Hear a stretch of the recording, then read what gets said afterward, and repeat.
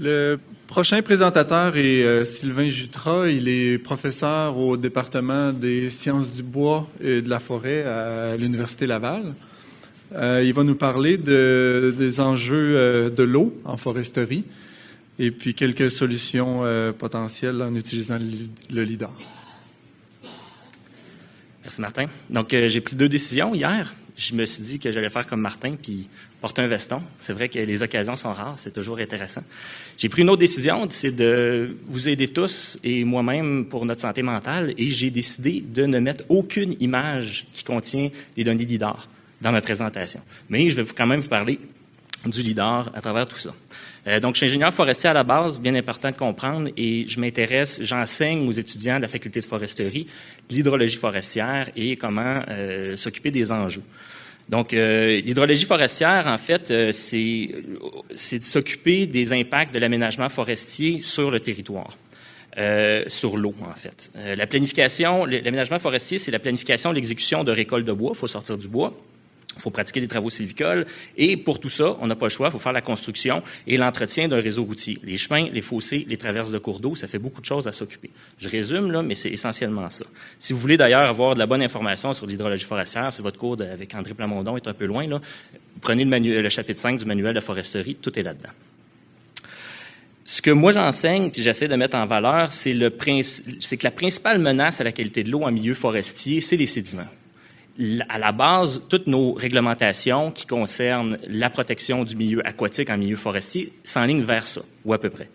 Donc, pour les aires de coupe, en fait, ce qu'il faut faire, c'est que, puisqu'on récolte du bois, c'est sûr qu'il va y avoir de l'érosion sur le parterre de coupe, mais ce qu'il faut faire, c'est qu'il faut éviter qu'il y ait un transport des sédiments jusqu'au milieu hydrographique. Relativement simple, on a des solutions, on veut réduire l'orniérage, donc ce qu'on fait, c'est qu'on limite par aire de coupe à 25 % l'occupation des ornières. Donc, si on bouleverse moins le sol, il y a moins d'érosion. Très logique, ça va bien. Ensuite, les bandes riveraines, on en installe. Bien comprendre, bandes riveraines, c'est essentiellement le sol qui filtre. Parce qu'on parle d'eau, l'eau s'écoule du parterre de coupe. Il ne faut pas qu'elle se rende au milieu hydrographique. Donc, si on a des bandes riveraines, qui est la protection du sol, on est capable de bien empêcher les apports de sédiments vers le milieu hydrographique. Donc, on a des bandes intermittentes de 5 mètres, on a des bandes intermittentes de 20 mètres pour les ruisseaux permanents. Pas des bandes intermittentes, des bandes riveraines pour des ruisseaux permanents de 20 mètres. Donc, ça, c'est une des principales menaces, mais il y en a une autre pour l'apport de sédiments, c'est la voirie forestière. La voirie forestière, au point de vue technique, on sait très bien comment construire des traverses de cours d'eau, des routes, des chemins pour faire en sorte que ça minimise les apports dans le milieu hydrographique. Donc, l'apport est minime, si c'est bien géré, on a le RNI, on va avoir le RADF, il y a le guide des saines pratiques, on sait comment faire. Par contre, l'entretien en terre publique québécoise, il y a un gros vide parce que à chaque fois qu'il y a une traverse de cours d'eau qui devient insuffisante, et il y en a beaucoup, là. Pensez au castor, pensez au barrage au blocage, à l'érosion, à la corrosion du métal. Tout ça finit par faire en sorte que quand il y a une insuffisance, il y a des apports massifs de sédiments qui s'en vont dans le milieu aquatique. Il n'y a aucune réglementation au Québec, dans le cadre actuel, qui oblige quiconque à faire l'entretien à long terme du réseau hydrographique, du réseau routier. Et il y a une sous-estimation de l'ampleur du problème. Puis là, j'en profite. Je fais pas ça souvent, mais là, j'ai volé une présentation à un de mes étudiants qui s'appelle Philippe Paradis-Lacombe, qui a fait un projet cet été, l'été dernier, il commence à avoir des résultats sur l'impact des chemins forestiers en milieu forestier, donc des chemins en milieu forestier. Au Québec, on a près de 600 000 kilomètres de routes, dont 400 000 sont des chemins en milieu forestier. Là-dessus, il y en a plus de la moitié, 200 000 kilomètres de chemins où on n'a pas de statut. C'est des chemins tertiaires, mais on ne sait même pas s'ils sont larges, pas larges, abandonnés, utiles, pas utiles. Ça, c'est ce qu'il y a dans la base de données actuelle de Routard, qui est la base de données du gouvernement. À l'intérieur de ça, il y a une base de données de 2200 ponts, mais il n'y a absolument aucune information sur les ponceaux. Puis il pourrait en avoir une quantité phénoménale, et on ne connaît rien de leur état.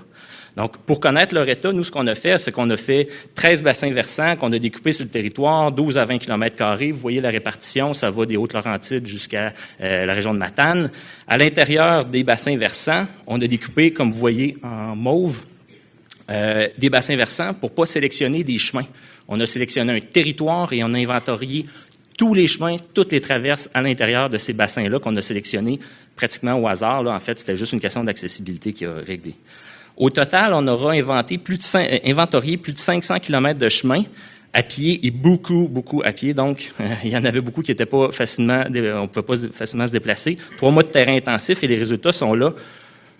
Près de 50% des chemins sont complètement abandonnés et non entretenus. Ça, c'est sur un échantillonnage non aléatoire, là, et représentatif, là, ce qu'on a fait. Pas un gros territoire, mais quand même assez représentatif. Et il y a à peine 15% des chemins qui sont fortement fréquentés et entretenus dans l'ensemble de ce qu'on a pu voir dans le milieu forestier au Québec.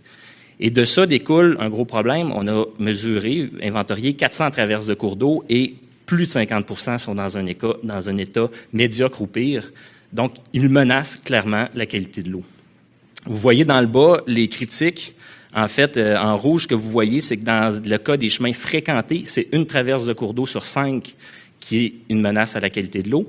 Et dans les cas des chemins abandonnés, c'est près de 4 traverses de cours d'eau sur 5 qui menacent la qualité de l'eau à l'heure actuelle. Qu'est-ce que ça ressemble? Ça ressemble à ça. Vous voyez en haut, ça, là, on a calculé le volume de sable qui a été lessivé. C'est 10 camions d'10 roues qu'on a déversés pas tranquillement, tout d'un coup, dans le réseau hydrographique.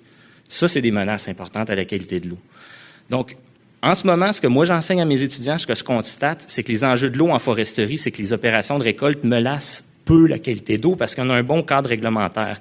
Mais, puis j'ai bien aimé hier la citation de M. Woods, on est dans le cas de surprise forestry. Fait que la question de la gestion à l'échelle des opérations forestières, de l'orniérage, de la construction de chemins, on est obligé de se baser sur une information qui est peu précise. Donc, la cartographie est imprécise. On aurait besoin d'une meilleure planification des contraintes.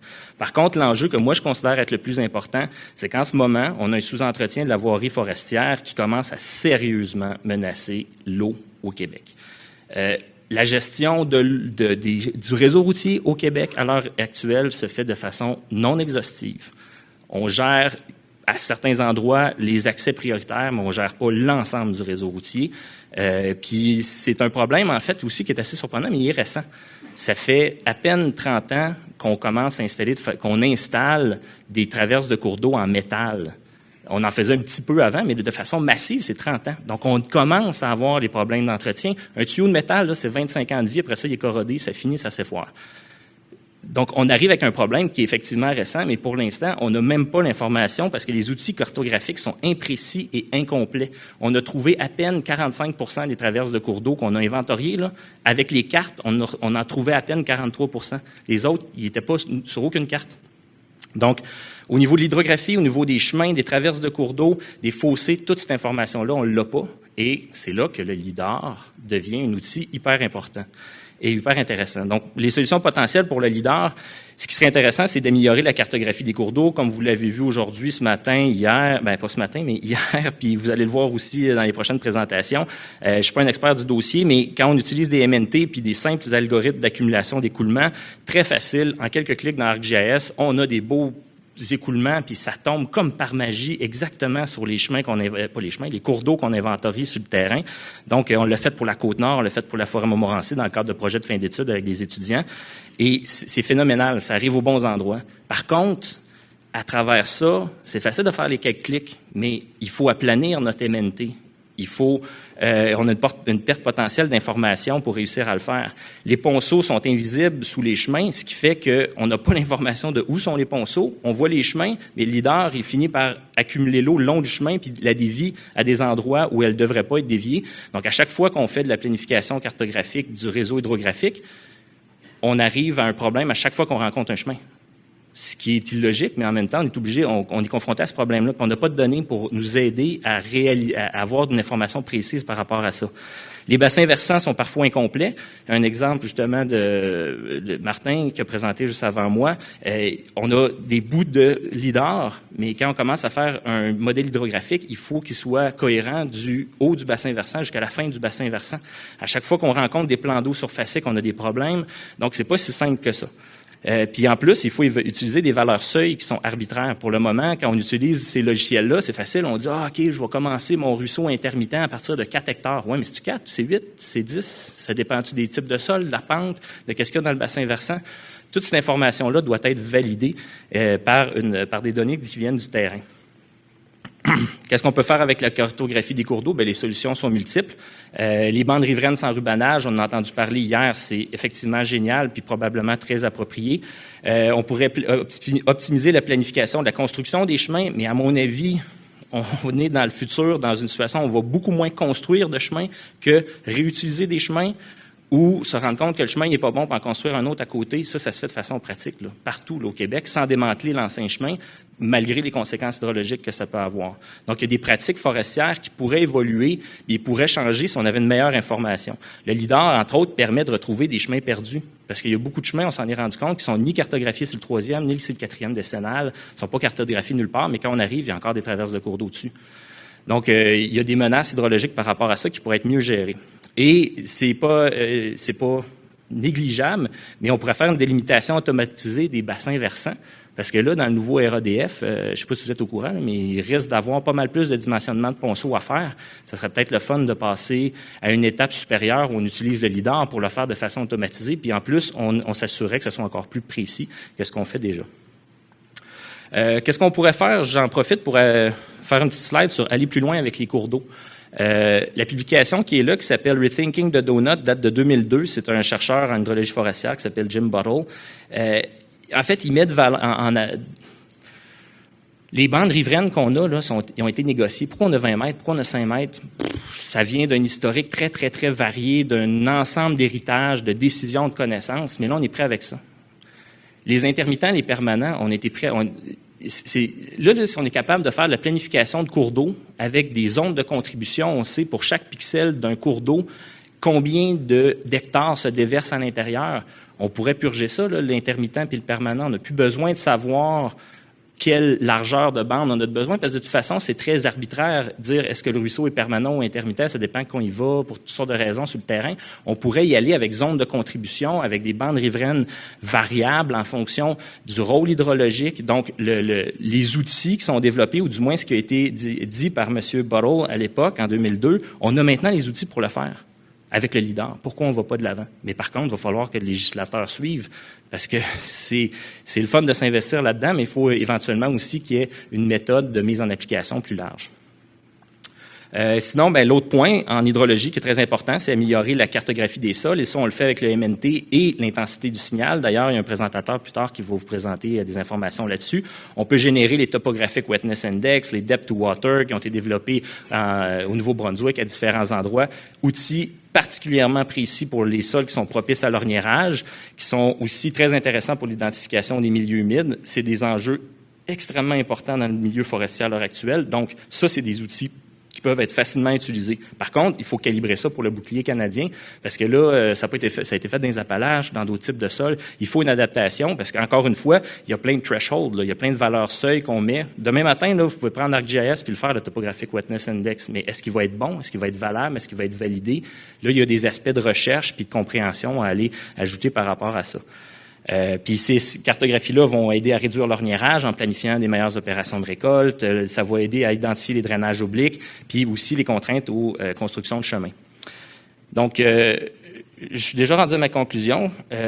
L'idée, c'est que pour l'eau, la forêt et le potentiel du LIDAR, moi, je pense qu'il y a un énorme potentiel, entre autres pour les points de vue cartographiques, au niveau de l'hydrographie, de la délimitation des bassins versants, puis des sols humides, donc qui sont des contraintes aux opérations forestières.